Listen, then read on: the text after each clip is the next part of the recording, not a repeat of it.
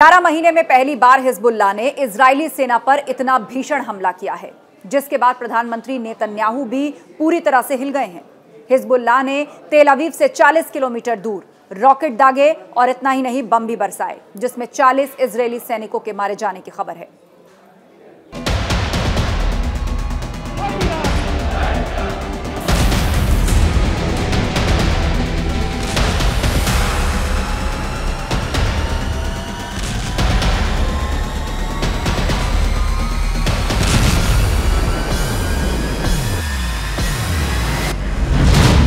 Hezbollah का operation अरबाइन, मारे Israel के 22 सैनिक।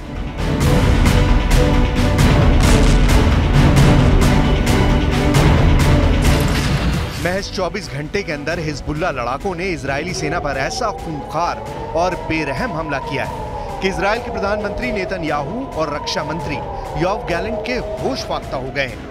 इजराइल को रत्ती भर उम्मीद नहीं थी कि हिजबुल्लाह तेल अवीव के पास इजरायली सेना के गिलॉट बेस को तबाह कर सकता है। हिजबुल्लाह के चीफ नसरल्लाह ने डंके की चोट पर दावा किया है कि हिजबुल्लाह ने रॉकेट और ड्रोन हमलों से इजराइल के 22 सैनिकों को मार डाला है। लेबनान के अल मयादीन टीवी चैनल ने हिजबुल्लाह और यूरोप के अपने सूत्रों के आधार पर जो दावा किया है वो हैरान करने वाला है। लेबनान के अल मयादीन टीवी चैनल के दावों के मुताबिक इजराइल पर हिजबुल्लाह ने 2 चरणों में हमले किए हैं। हम आपको एनिमेशन के जरिए समझाने की कोशिश करते हैं कि आखिर हिजबुल्लाह ने इजरायली सेना पर इतना बड़ा हमला कैसे किया है। अल मयादीन टीवी चैनल के मुताबिक हिजबुल्लाह ने इस बार ऑपरेशन अरबाइन के तहत इजरायली सेना पर हमला किया है। खबरों के मुताबिक हिजबुल्लाह लड़ाकों ने इजराइल की राजधानी तेल अवीव से कुछ किलोमीटर दूर इजरायली सेना के गिलॉट बेस और ईन शेमर एयरबेस को निशाना बनाया है। हिजबुल्लाह ने हमले के पहले चरण के तहत इजराइल की खुफिया यूनिट 8200 को निशाना बनाया है। दावों के मुताबिक शुरू में हिजबुल्लाह ने अंधाधुंध रॉकेट से इजरायली बेस पर हमले किए, जिसमें से ज्यादातर रॉकेट को इजराइल के आयरन डोम ने तबाह कर डाला। हिजबुल्लाह का दावा है कि ऐसा उसने जानबूझकर किया था ताकि आयरन डोम की प्रतिरोध की क्षमता को खत्म किया जा सके। इसके बाद हिजबुल्लाह ने इजराइल के गिलॉट बेस पर दूसरे चरण का खौफनाक हमला किया। हिजबुल्लाह ने अचानक सैकड़ों ड्रोन से इजरायली बेस पर हमले कर दिए। ड्रोन का हमला इतना तेज था कि गिलॉट बेस में बैठे इजराइल खुफिया यूनिट 8200 के सैनिकों को बचने का मौका तक नहीं मिला। अल मयादीन टीवी चैनल के मुताबिक हिजबुल्लाह के ड्रोन हमलों की वजह से इजराइल के 22 सैनिक मारे गए हैं, जबकि 74 इजरायली सैनिक बुरी तरह से जख्मी हैं। الحرب لا يغير موقفنا. نحن من البداية قلنا أننا نساند غزة، وعادة إذا حصل حرب في أي مكان في العالم المفروض أن المعالجة تكون بانتهاء الحرب. इजराइल ने कल ही दक्षिणी लेबनान में मौजूद हिजबुल्लाह के 20 से ज्यादा ठिकानों पर भयंकर हवाई हमले किए थे। इजराइल के इस हवाई हमले में 15 बार एयर स्ट्राइक हिजबुल्लाह पर की गई थी। इजराइल ने इस हमले के बाद दावा किया था कि उसके हमले में दक्षिणी लेबनान में मौजूद हिजबुल्लाह का एक टॉप कमांडर मारा गया है।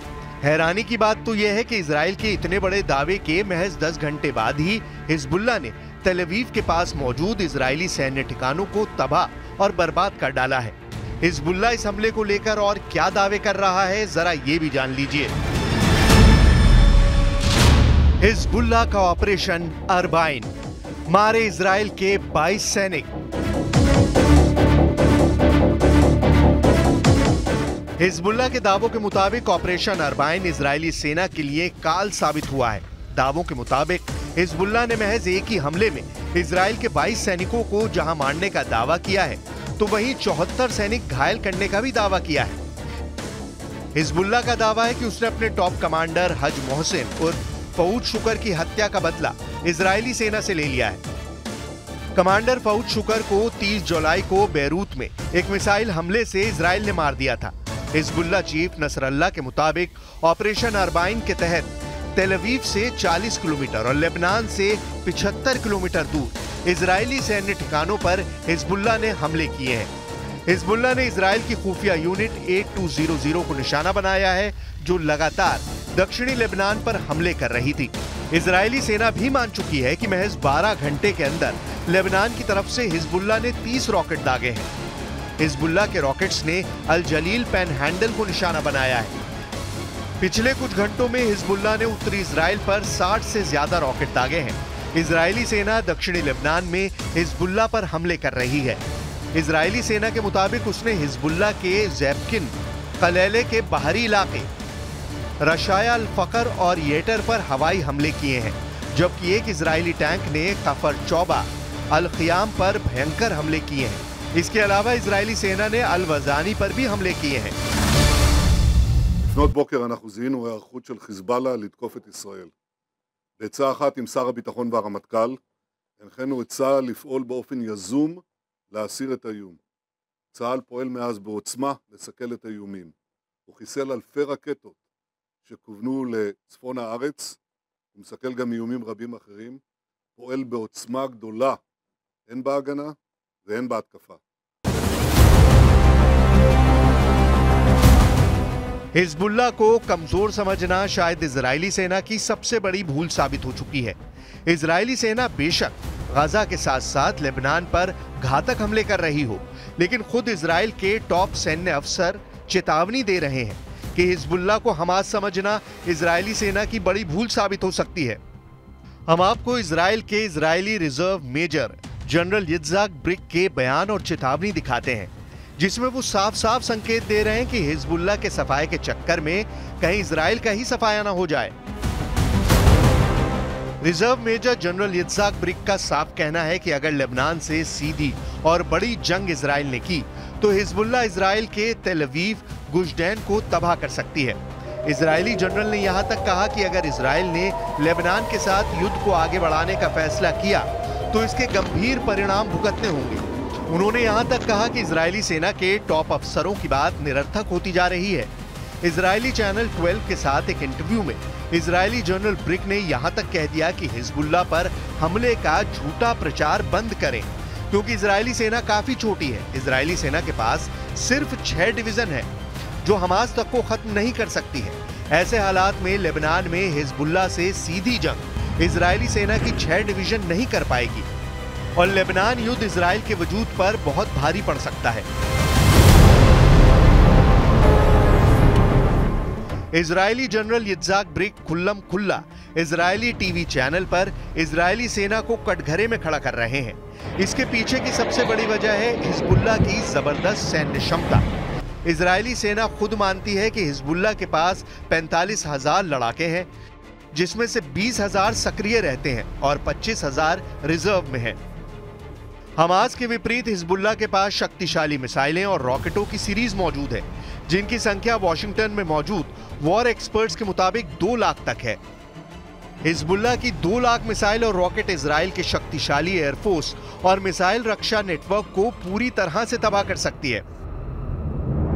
והעקרונות הללו, אני חוזר ואומר, תואמים את מתווה ה-27 במאי שזכה לתמיכה אמריקנית. אני מבקש שוב להדגיש שהחמאס עד לרגע זה דבק בסרבנותו, או אפילו לא שלח נציג לשיחות בדוחה. ולכן את הלחץ צריך להפנות לחמאס ולסינואר ולא לממשלת ישראל. जरा हिजबुल्लाह के इस वीडियो को देखिए, जहां एक विशाल सुरंग में हिजबुल्लाह के खतरनाक लड़ाके घातक हथियारों से लैस दिखाई दे रहे हैं। वीडियो में हिजबुल्लाह के लड़ाके सुपर सोल्जर्स की तरह नजर आ रहे हैं। हिजबुल्लाह की सुरंगों की खास बात यह है कि ये लगभग 2 मंजिल ऊंची हैं। सुरंग में घातक मिसाइलें, रॉकेट भरे पड़े हैं। बड़े बड़े ट्रकों पर सैकड़ों मिसाइलें लदी हुई हैं। चौंकाने वाले हिजबुल्लाह के वीडियो में नई इमाद 4 सुरंग दिखाई गई है। अभी तक दुनिया हमास की सुरंगों के बारे में ही जानती थी, लेकिन पहली बार हिजबुल्लाह ने घातक हथियारों से लैस सुरंग दिखाकर इजराइल और उनके सहयोगियों के होश उड़ा दिए हैं। दावा किया जा रहा है कि ईरान के सुप्रीम लीडर खामनेई के कहने पर ही हिजबुल्लाह ने इजरायली सेना पर हमले तेज किए हैं। हिजबुल्लाह चीफ हसन नसरल्लाह और सुप्रीम लीडर खामनेई के कहने पर हिजबुल्लाह ने पहली बार सुरंग मिसाइलें इजराइल पर हमला करने के लिए खोल दी हैं। الأساسي بعد ما طلعناه، القوات الأساسية بعد ما استخدمناها. لمعلوماتكم نحن بعدنا حجز قوات مش عاملين.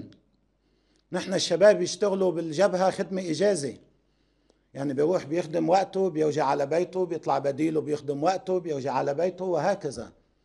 ومع ذلك عاملين الإنجازات المعمولة بالشمال اللي اسألوا الإسرائيليين عنها. इस हफ्ते इजरायली आर्मी रेडियो के मुताबिक नेतन्याहू सरकार ने हिजबुल्लाह जंग के लिए अतिरिक्त 50,000 रिजर्व सैनिकों को बुलाने को मंजूरी दे दी है। इजरायली सेना ने लेबनान में बमबारी कर हिजबुल्लाह के कई वरिष्ठ कमांडरों को मार गिराया है। इसके बावजूद हिजबुल्लाह के हमले रुकने का नाम नहीं ले रहे हैं। ऐसे में कयास लगाए जा रहे हैं कि इजरायली सैनिक जल्द ही लेबनान में घुसकर हिजबुल्लाह के खिलाफ जमीनी कार्रवाई कर सकते हैं। हालांकि विशेषज्ञों का मानना है कि हिजबुल्लाह को जड़ से खत्म करना इजराइल के लिए आसान नहीं होगा। फिलहाल जिस तरह से हिजबुल्लाह ने इजराइल के 22 सैनिकों को मारने का दावा किया है, उससे साफ हो गया है कि अब हिजबुल्लाह और इजराइल में बेहद खूनी जंग जमीन पर शुरू हो जाएगी।